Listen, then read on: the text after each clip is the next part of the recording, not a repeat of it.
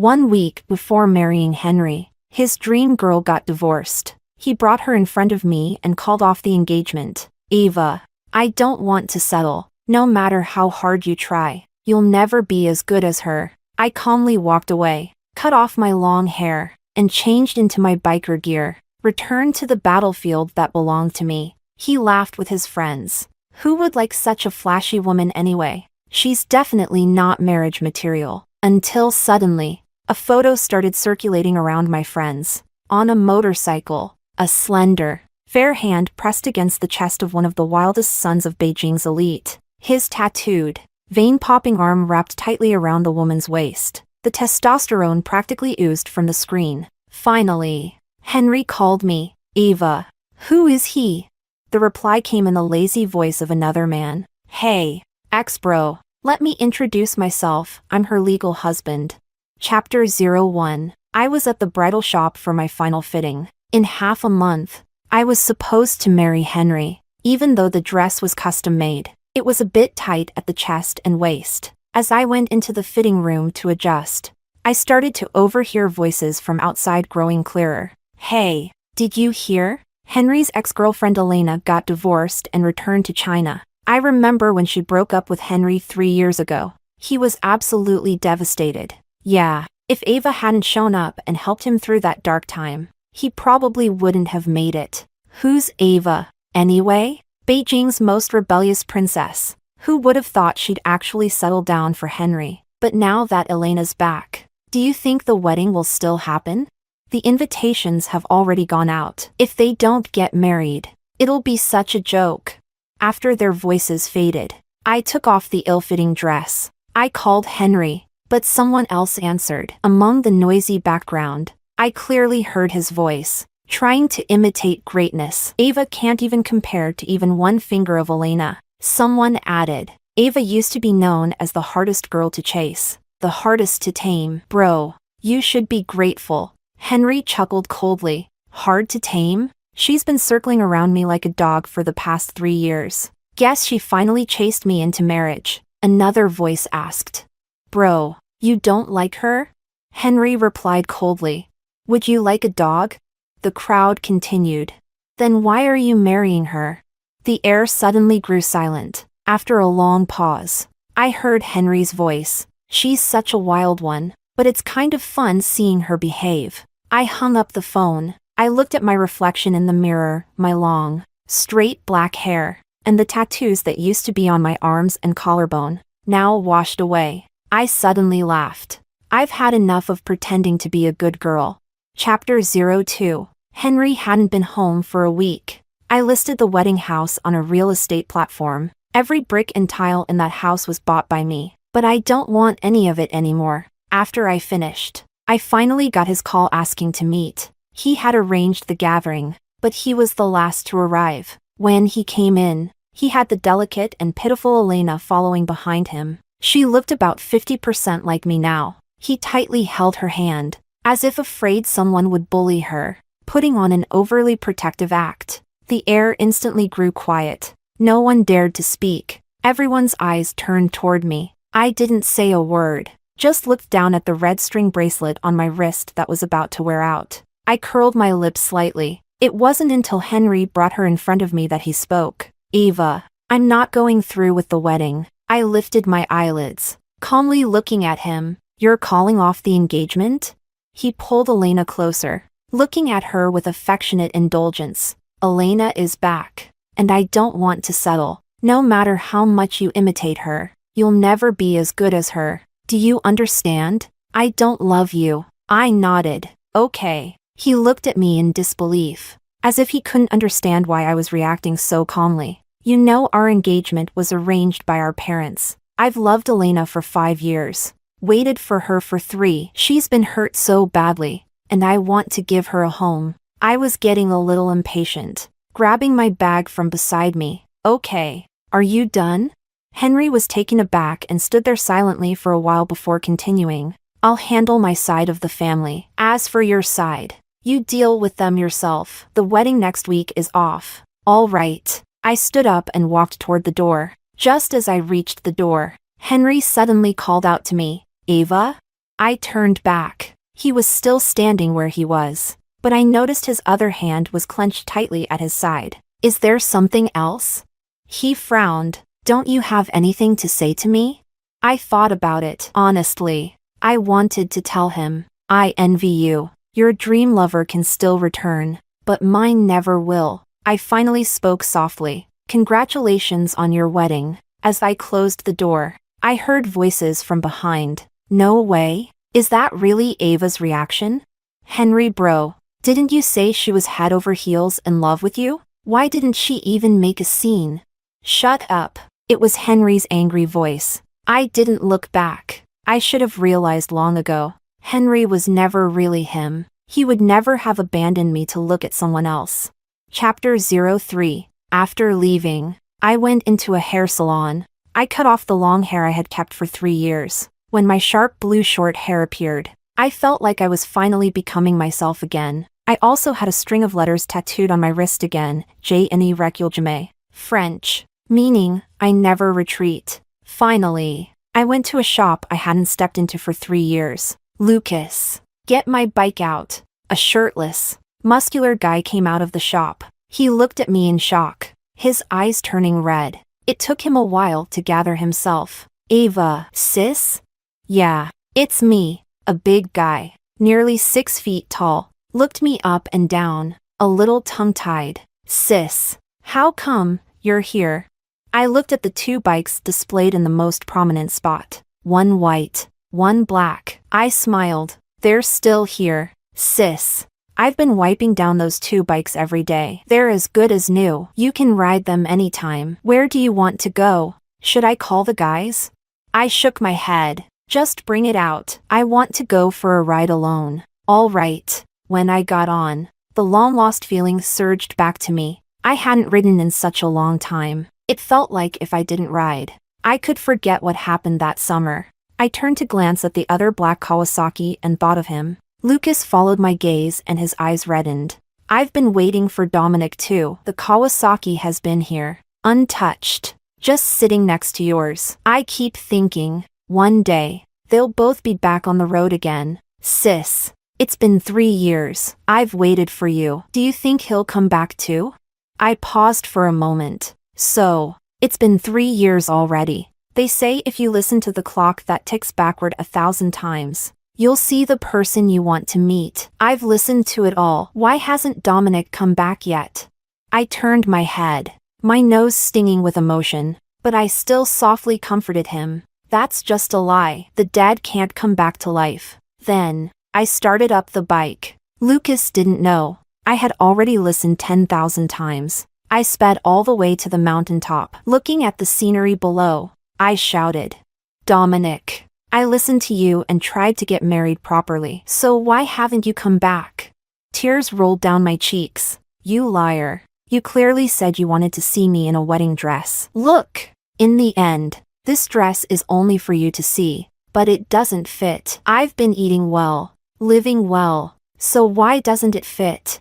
Can't you hold me? The wind is so strong, and I'm so tired. On the empty mountaintop, there was nothing but the boundless sea of stars. The moon cast its quiet light, illuminating the entire land. Everything became gentle. Behind me, I heard some rustling sounds. I turned around sharply, but no one was there. Turns out, it was just the sound of insects.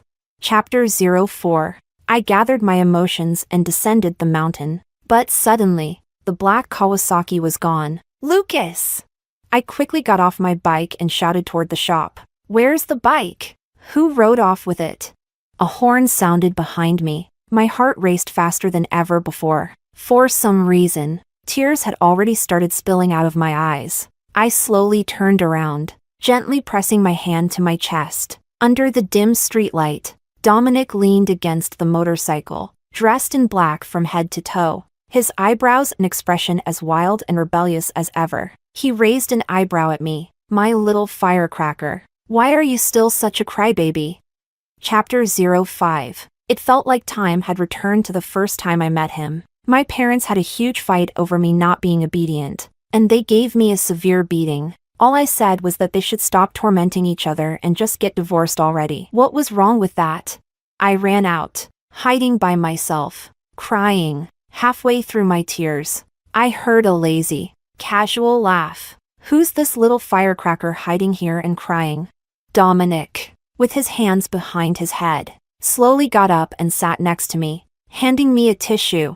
Crying alone is too lonely. You don't know me, so I can just be a quiet listener. That year, we were both 15. I never told him why I was crying, but he stayed with me the whole afternoon. Later, I got to know him, the school bully from the neighboring school. I heard he was vicious in fights, also a wild child without a dad. Maybe it was fate, but we gradually became close. He would take me to the mountaintop to watch the stars. He introduced me to all of his friends. He gave me the care and love I never received at home. And he told me to always be true to myself, because some people would love me just the way I am. He would always appear in front of me whenever I had a fight with my family, gently holding me, letting me vent all my emotions. He would also stand up for me, teaching a lesson to those who spoke ill of me, saying I wasn't a good girl. He said, "Ava, no one can define a person's worth, and no one can judge you. You are who you are." I, too, would stand up for him when people called him a bastard. When he didn't feel like talking, I would sit quietly by his side and remind him that he wasn't alone. I said, "Dominic, you don't need to be anything specific because your existence alone has meaning." Everyone said that he, so rebellious and cold, only became gentle in front of me. It was as if two people floating in the depths of the sea had finally found their lifeboat. Dominic and I grew closer and closer. After graduating from high school, we fell in love. That night, a group of us rode our bikes to the mountaintop, cheering to celebrate adulthood. Then, he quietly grabbed my hand from behind the group and pulled me away, running. In the whole world, it was just the sound of our breaths. Dominic, doesn't this feel like we're running away together? I still remember that summer, the roundest moon, the brightest stars, the most beautiful sound of cicadas, and the most sincere eyes of a young boy, under the starry sky. We embraced and kissed. It felt like that moment would last forever. Chapter 06. Dominic, you're finally back. I've missed you so much. My voice trembled, my body even shaking slightly. Why are you crying? Come here. Let me hold you. I rushed over in big strides, but all I saw was Lucas pushing a bike toward me. Sis, why are you crying? Didn't Dominic always say his bike would never be left alone with yours? I saw you riding off, so I pushed out the black one and started it up. Oh. So, it was all just my imagination. I turned my back to him and wiped away my tears. People say you shouldn't meet someone too amazing when you're young, or else everyone you meet after will just pale in comparison. Maybe I was too attached. It's been 3 years, and I still haven't faced reality. I'm still praying for a miracle to happen. Chapter 07. When I returned, everyone was waiting for me. Seeing my blue hair and motorcycle gear, my mom was furious. Look at what you've become. You don't even resemble a proper girl anymore. No wonder Henry doesn't want you. I stood at the door. Suddenly, I didn't want to go in. I turned to leave, but my dad called after me. Where do you think you're going? Get in here. Call his family and apologize. Tell them you'll marry no one but Henry. The wedding invitations have already gone out. There's no reason not to get married. And get rid of that ridiculous color on your head. The Henry family doesn't like flashy women. Got it? I slowly walked up to them. I smiled. Why should I apologize? He's the one who wants to give his ex a home. He's the one who called off the wedding. What's wrong with me letting him go? My dad stood up and slapped me across the face. Ungrateful. He's confused. But are you too? Why can't you use your brain? Do you think a family like Henry's would ever let a divorced woman through their doors? My face burned with pain. He continued, so what if he has a woman on the side? Who doesn't turn a blind eye as long as it doesn't threaten your position as the official wife? What's got you so upset? I gently touched my cheek, tugging at my lips. You two can each play your own games. But sorry, I can't. My dad's chest heaved with anger, and he grabbed the cup on the table and threw it at me. So a wild child died. Big deal. It's been 3 years, and you're still hanging on like this? Are you going to stay widowed for him your whole life? Ava, I'll say it one more time, this wedding is happening. Even if you have to die, you'll die married to the Henry family. Chapter 08. I didn't dodge the cup, and as it grazed my face, it left a cut near my brow. Suddenly, memories came flooding back. After Dominic fell off the cliff in that race, I developed severe depression, and my wrists were covered in scars from self-harm. When the servants found me and saved me, my parents said I was being dramatic. How could a rich girl, blessed with everything, end up with an illness like that? They didn't understand me, and they didn't care, because they had already built their separate lives with other families when I was very young. I never understood, if they didn't love each other, why did they even bother having me?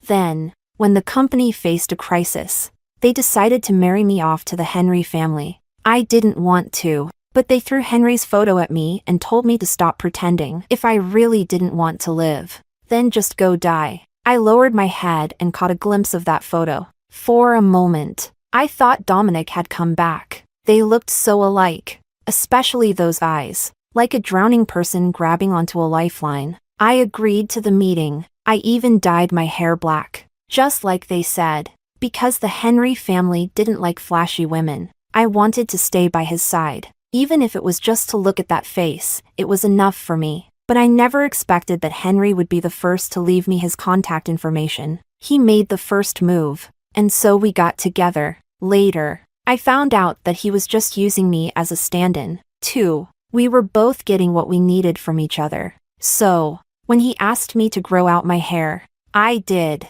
When he said he liked me in long white cotton dresses, I wore them. When he said he didn't like me smoking, I quit. He even asked me to stop riding my motorcycle, and I listened to him. To others, the once rebellious me had tamed myself for him, loving him to death. Even Henry thought so. What could I do? Without that face, I wouldn't even have had the courage to keep living. So, no matter how many times he crossed my line, I accepted it, because every time I looked at him, I felt like Dominic was still by my side, never having left. Until his dream lover came back, and then his eyes were only for someone else. That's when I finally woke up from this dream. No matter how alike, Henry was never him. Chapter 09. Before bed, I unexpectedly received a call from Henry. Your parents called mine. I remembered how earlier, I had posted my first motorcycle photo in 3 years on my social media. A friend commented below, "So cool." Not long after, under that comment, Henry left his own reply. Who would like such a flashy woman? Definitely not marriage material. So I cut him off. Don't worry, you're not the only one who doesn't want this wedding. I felt a little regretful, though, because I would never see those tender eyes looking at me again. Henry fell silent. Then he chuckled bitterly, his tone sharp. Ava, if you can put up with Elena, I could reluctantly marry you. But don't expect me to love you. Got it? After all, it's just to please the parents. You love me so much, and your family needs mine. I could fulfill your dream. I touched the string of English letters on my wrist and smiled slowly. Henry, if you're really going to marry me, does Elena know?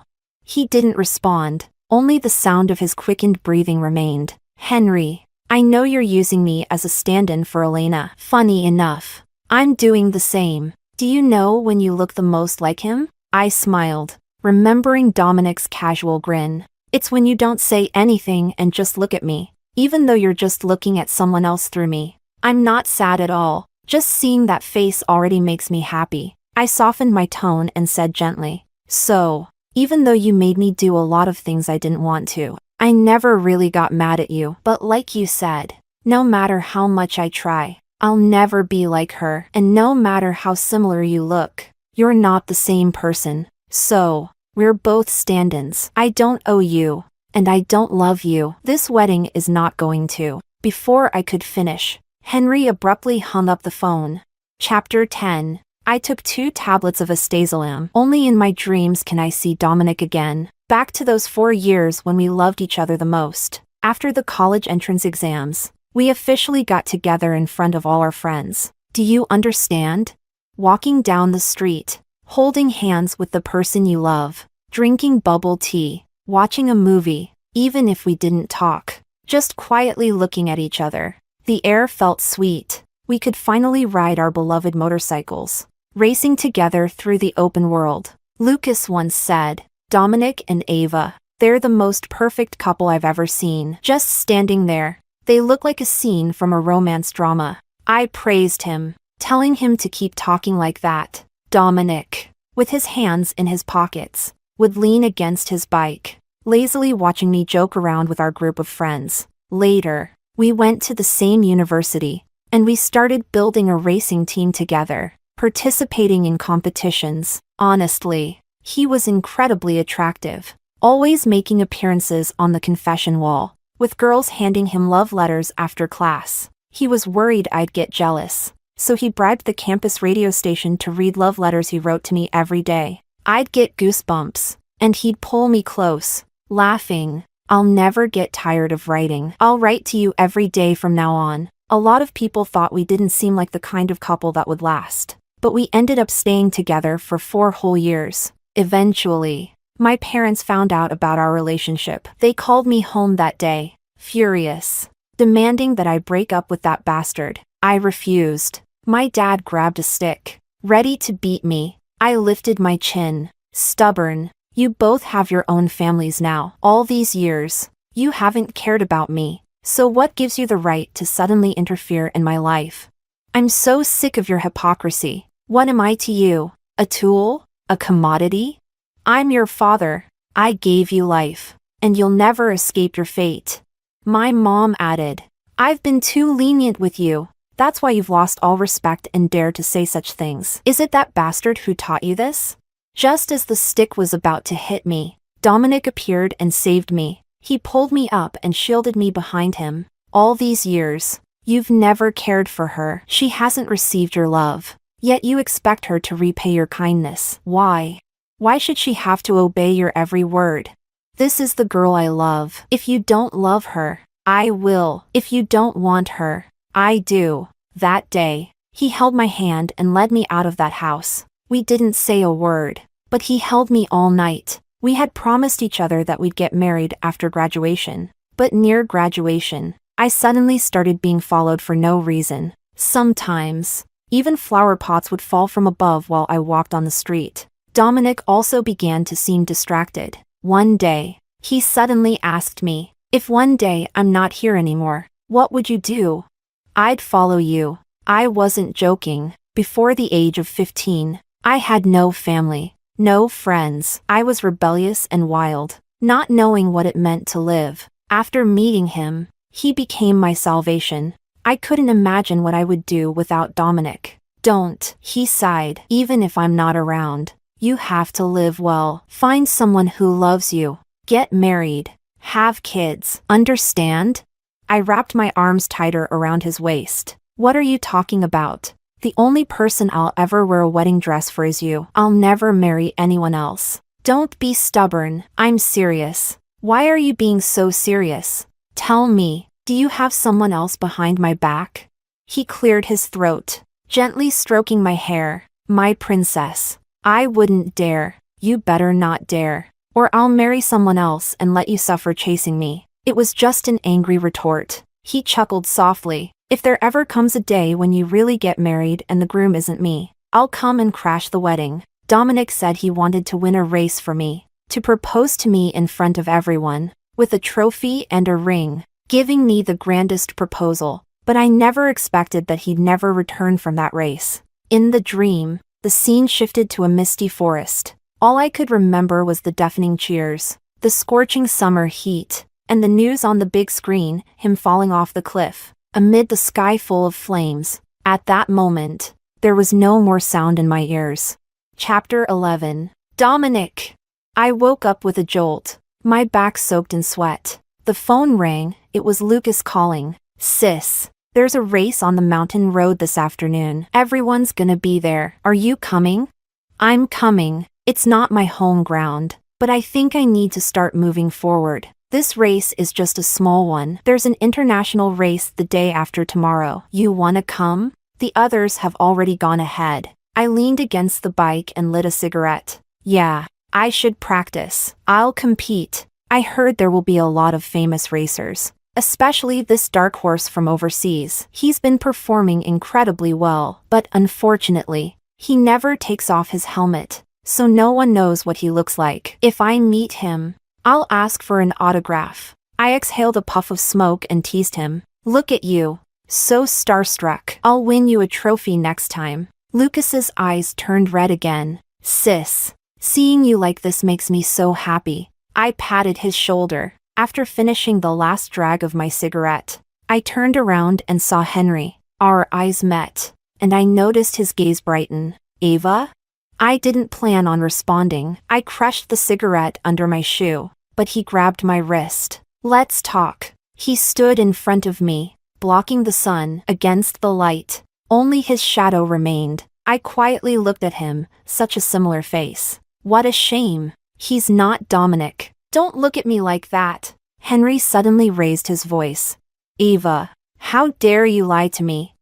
He seemed really angry, but I didn't understand why. I pulled my hand free and said slowly, Henry, shouldn't you be happy? Henry's expression darkened as he blocked my way, gritting his teeth. Happy? I'm a stand-in, and I'm supposed to be happy? Ava, do you even have a conscience? His eyes were filled with fury. No wonder you always looked at me like you'd lost and found something precious. No wonder you often stared at me, eyes red, on the verge of tears. I actually thought you really loved me. I even foolishly agreed to the arranged marriage between our families out of sympathy. I feel like an idiot. I let him finish speaking before I replied. Henry, weren't you using me as a stand-in too? Your dream lover is back. You don't need to poison yourself with me anymore. The stand-in game was over. He took a step closer, and I could feel that he was about to crush my shoulders in the next second. So I instinctively stepped back a few paces. Even if you were a stand-in, didn't you become obedient to me? Would you have changed for him? I thought about it and answered him very seriously. No, I only hoped that if I ever really got married, he would keep his promise and crash the wedding. It was the last piece of obsession I held onto for myself. Did you never like me at all? I looked up at him, calm. You don't like me, and I don't like you. Isn't that fair? He paused, his brow furrowing deeply. Of course it's not fair. Ava, you were just a dog at my side. 6 days until the wedding. You'll regret it. I won't, I said. Chapter 12. I packed my bags, boarded a plane to Shanghai. 4 days until the wedding. My parents still refused to call it off, holding on to a sliver of hope that Henry and I might reconcile. I looked down and touched the red string I'd worn for 7 years. I thought to myself, once the race is over, I'll go back and completely sever ties with that estranged family. I finally understood, some parents just don't love their children. I made peace with myself. Lucas picked me up at the hotel. I heard that the racer is staying here too. You might run into him. I smiled. Are you his fanboy? Lucas scratched his head. I just think some of his techniques remind me of Dominic. My heart skipped a beat. Lucas quickly changed the subject. Sis, let me take you in. Everyone really wants to see you. They'll be so happy knowing you came to watch their race. We arrived at the venue just before the race was about to start. At the track, I saw a lot of familiar faces. These were people who used to follow Dominic. Most of them had difficult pasts, and it was Dominic who pulled them out of the abyss. He gave them a purpose to strive for in life. There, the one in the black motorcycle gear, on the black bike. Lucas pointed someone out to me. He was a bit far away, so it was hard to see clearly. I looked over. Coincidentally, the person in the helmet turned his head as well. It felt strange. I had a strong feeling. My hands started shaking, and my heart felt like it was about to leap out of my throat. The race is starting. Sis! He was the first to take off. And then, he sped ahead like he had nothing to lose. Suddenly, I remembered the rally 3 years ago, and what Dominic had said to me before the race. He said he would propose to me with the championship trophy. I stared blankly at the black figure racing on the track. My heart felt both heavy and tight. Chapter 13. I think I need an answer, whether it's him or not. I just want to see the face under the helmet. I grabbed Lucas and rushed to the podium. The wait for those next few minutes was more agonizing than anything I'd ever experienced. It was like waiting for a ship at an airport. I knew the outcome, but I still couldn't let go, until the big screen showed that he had crossed the finish line and won the championship. He had a foreign name. I watched as the camera switched, showing him pressing his index and middle fingers to his lips and throwing a kiss into the air. In that instant, I felt like that kiss had landed on my face. My skin felt hot. He walked slowly to the backstage area with the staff. I pulled some strings to get back there too. I walked up to him. I knew it was rude, but I really needed to see him. I asked him if he could take off his helmet. He didn't move, just stood there in front of me. Even his build was so similar. My heart was pounding uncontrollably. Finally, he spoke. Sorry. At that moment, everything around me turned cold. So, it really wasn't him, was it? I suddenly remembered that summer, when Dominic asked me what I would do if he wasn't here anymore. I said I would follow him, but I hadn't followed through. I lowered my head, my lips trembling. Finally, all hope was gone. I turned to leave, but suddenly, someone grabbed my wrist. I looked down, and my gaze traveled from his distinct knuckles to the veins on his wrist. There, he wore a red string identical to the one on my wrist. It was worn and frayed. In that instant, my mind went completely blank, but a tear fell onto his hand. I watched as he undid the helmet with one hand, and then, the face I had longed for day and night appeared before me. Even the curve of his lips was exactly the same. Dominic. My Dominic. I missed you so much. So much. But when I opened my mouth, no sound came out. I finally understood what it means to be so overwhelmed with emotion that you can't speak. 3 years had passed, and it seemed like he hadn't changed at all. He was still the person I remembered. And yet, he also seemed different. Otherwise, why was my vision so blurry? Dominic stood under the lights, a golden halo cast over him. Smiling as he looked at me, he curled his lips and said, "My little firecracker. What's wrong? Don't recognize me anymore?" I couldn't hold it back any longer. I threw myself into his arms, crying uncontrollably. Why? Why did it take you so long to come back? I heard my little darling was getting married, and the groom wasn't me. Of course I had to come back, to crash the wedding. He wrapped his arms around me and kissed my hair, but I could hear it, the faint tremble and choke in his voice. Chapter 14. I held him tighter, letting the tears flow without stopping, terrified that in the next second, I'd realize this was all just a dream, an illusion. I was so scared. So, even if it was just a hallucination, please let me wake up a little later. I'm sorry. I promised I'd propose to you with the championship trophy. I'm 3 years late. Are you mad at me? I shook my head. No, as long as you came back. I don't need anything else. I just need you. At the award ceremony that day, Dominic gave me the trophy and a long overdue ring. I looked at him from the audience. Now, he overlapped with the Dominic of years ago, a promise delayed by 3 years. I finally waited for a perfect ending. Chapter 15. That night, we transformed years of longing into action. Again and again, we claimed each other through sweat and tears. Even when we were exhausted, we didn't want to stop. Finally, in his arms, he slowly began to tell me what had happened over the past few years. It was all so dramatic. He and Henry looked so alike because they truly were brothers. Dominic's mother was also a wealthy heiress who fell in love with Dominic's father. But Henry's mother interfered, drugged his father, and used her pregnancy to secure her place in the family. Dominic's mother couldn't tolerate the betrayal and left, only to discover she was pregnant. Later, when Henry's mother found out about their existence, she secretly oppressed them. This gradually stirred a desire for revenge in Dominic's mother. So, she took control of Dominic, forcing him to go abroad to take over his uncle's business and strike at Henry's family company. Dominic didn't want to. Because of me. So Dominic's mother targeted me. I suddenly remembered all those times I had been inexplicably followed. And it all became clear. Dominic was terrified and begged his mother not to harm me. His mother, already obsessed, gave him a condition: she wouldn't harm me if Dominic left. So, they staged his death. Dominic was taken abroad. For these past 3 years, he only slept a few hours each day, trying to finish as quickly as possible so he could see me again. His voice trembled with emotion. You don't know how much I missed you. He spoke about everything that had happened to him over the years as if it were someone else's story.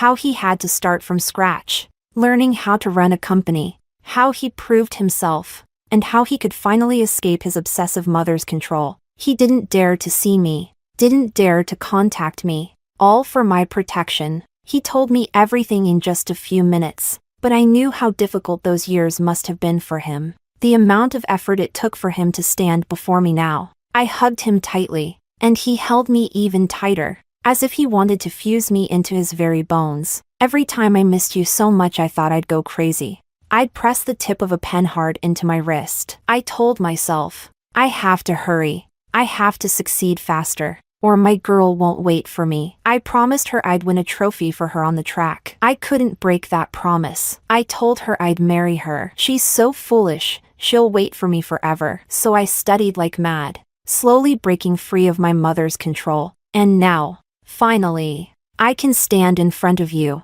I knew. My tears dried, only to flow again. It felt like I was releasing all the emotions I had suppressed over the years. He gently stroked my face, pressing a soft kiss on my forehead. My little firecracker, will you marry me? Chapter 16. 3 days before the wedding, I dragged Dominic to get our marriage certificate. As I watched the official seal stamp between our 2 photos, I laughed and laughed, then started crying. Dominic panicked, trying to wipe away my tears. I'm sorry. I came too late. I shook my head gently, wiping my face. As long as the ending is with you, it doesn't matter if you were late. At the same time, a photo started circulating in our circle. On a motorcycle, a slender, fair hand rested on the chest of the hottest racing champion at the moment. His veined, tattooed arm was tightly wrapped around the woman's waist. Hormones practically spilled from the screen. The photo was taken by Lucas and the others after the race that day. Somehow, it got out. Almost everyone we knew saw it. In a group chat, as soon as someone posted the photo, it sparked a heated discussion. Why does this woman look so much like Ava?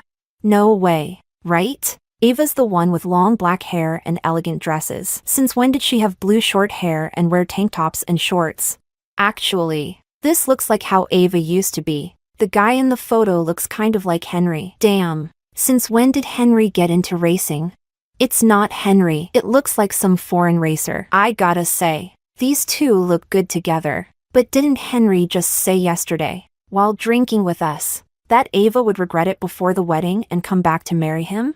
Yeah, so Henry thought Ava couldn't live without him. Turns out, she was using him as a stand-in the whole time.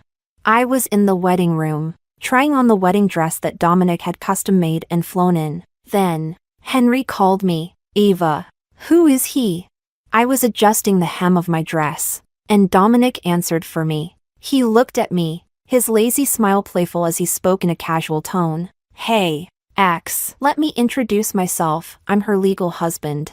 Chapter 17. Dominic and I met up with everyone on the mountain road. We rode our beloved bikes, racing together to the top of the mountain. Everyone was laughing and crying at the same time. He held my hand tightly from behind. It felt like we were 18 again. In that summer, my little firecracker. Want to run away with me?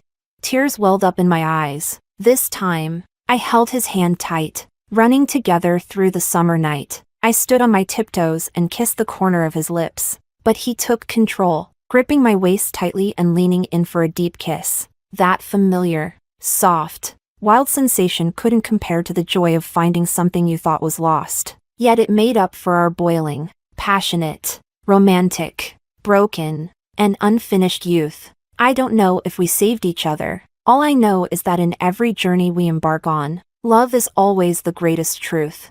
Chapter 18. We partied all night at Lucas' shop and didn't fall asleep until dawn. When I woke up, everyone was sprawled out in corners, fast asleep. I loved it, this atmosphere, this moment. I decided to step out and feel the mountain breeze. But unexpectedly, I saw Henry. He was slumped under a power pole, surrounded by cigarette butts and empty bottles. I didn't know when he got there. I didn't know how long he had been waiting. I didn't even know what he was planning. I didn't want to see him, but he blocked my path before I could leave. Ava, let's get married. He pulled a household registration book from his pocket. I didn't know what game he was playing. I took a step back, raising my hand. Henry, I'm already married. He froze as he looked at the ring on my finger. You married that racer? I nodded. He suddenly grew angry. How can you be so careless? You've only known him for a few days. Why him? And not me? Halfway through, he paused, his tone softening as he quietly stared at me. I haven't canceled the wedding with my family yet. How about we still get married as planned in 2 days? I shook my head. The wedding's not canceled. I just changed the groom. For a moment, he stood there, stunned. Then he laughed bitterly. If that racer finds out you were using him as a stand-in, he'll definitely divorce you. Ava, stop messing around. Marrying me is your best choice. Oh, Henry didn't know Dominic was the one I had loved all along. Don't worry, we're not getting divorced. Just then, Dominic's voice came from behind me, his arms wrapping around my shoulders. He kissed me on the lips. Because those who betray love are bound for hell. Henry looked at the face that so closely resembled his own. He didn't say a word. And then, utterly broken, he walked away. Chapter 19. 2 days before the wedding, Dominic and I were revising the guest list. We only invited our closest friends, planning a wedding that was truly ours. Amidst the chaos of preparations, I unexpectedly received a call from Elena. On the other end, she was softly sobbing. Can you go see Henry? He drank so much he got alcohol poisoning and is in the hospital. I was a bit confused. What does this have to do with me? Elena's voice was choked with tears. I always thought Henry was really waiting for me, that he truly loved me. I thought that once I came back, he would firmly stand by my side. For that week, he was with me, but he kept looking at his phone. I knew he was waiting for your call, but you didn't even send him a single message. So he brought me to see you, to call off the wedding, just to make you angry. But you left so calmly. You don't know how much he lost control after you left. That's when I realized that, in this stand-in game, he actually developed feelings for you. After finding out you were with someone else, he kept drinking, muttering your name. I frowned, interrupting Elena. I don't want to hear this. I don't love him. Not even once did I feel anything for him. And he doesn't love me either. He just can't stand the fact that he wasn't in control of the relationship. Then I hung up the phone. Chapter 20. 1 day before the wedding, Dominic's company publicly acquired Henry's family business. Only then did they realize Henry's father had an illegitimate son outside the family. But instead of fighting for the inheritance, he and his mother worked together and delivered one fatal blow. One of the most talked about details of that day was that Dominic and Henry looked strikingly similar. At the same time, Dominic announced that he was marrying his first love, and the wedding was set for the next day. Everyone finally put it together. The racer was him. He was the dream lover I thought I had lost but had come back to life. My parents were thrilled, thinking they had latched onto a new golden opportunity. But that day, I brought Dominic back home and told them, I have cut ties with this family. For so long, I couldn't bring myself to make the break, and I suffered internally. I felt like I owed them for giving me life, and I still had illusions about them, hoping for their care, understanding, validation, and love. But my arrival in this world wasn't my choice. Since I'm here, I'm an independent being. When I was repeatedly hurt by their indifference, tormented by illness, they watched from afar, letting me drown in that deep sea. Not once did they save me. Since I couldn't have it, I decided I didn't want it. In this world, not everyone is meant to experience familial love. Accepting the absence of certain emotions is part of the process of growing up. When I left, my parents stood in front of me. For the first time, I saw panic on their faces, but it had nothing to do with me anymore. Chapter 21. On the day of the wedding, I wore the wedding dress Dominic had prepared. It fit perfectly. I asked him, "How did you know my size?" He pinched my cheek, because a certain little one definitely wasn't eating well while I was gone. In his sharp, well-fitted suit, the wildness and rebelliousness of his youth were gone. In its place was maturity and tenderness. He gently hugged me from behind. I looked at our reflection in the mirror, and my eyes welled up. This day, I had waited too long. Far too long for it. Dominic lifted my chin and kissed the corner of my eye. My little firecracker. Still such a crybaby? One sentence, and the tears I had been trying to hold back came pouring out. That day, down the mountain, I imagined him saying this to me, but it was just an illusion. Now, that illusion has become reality. What was lost had been found again. Heaven has been so kind to me. I tilted my face up and kissed his brow, because I know there's someone who will wipe my tears away. Someone who will wait for me to watch the spring rain, feel the summer breeze, see the autumn leaves, and marvel at the winter snow. And so, even if sometimes I walk alone, I am brave enough to keep moving forward, because I am certain that at the edge of the cliff, the wild wind awaits, and the one I love will be there, telling me, "Hello, it's good to see you again."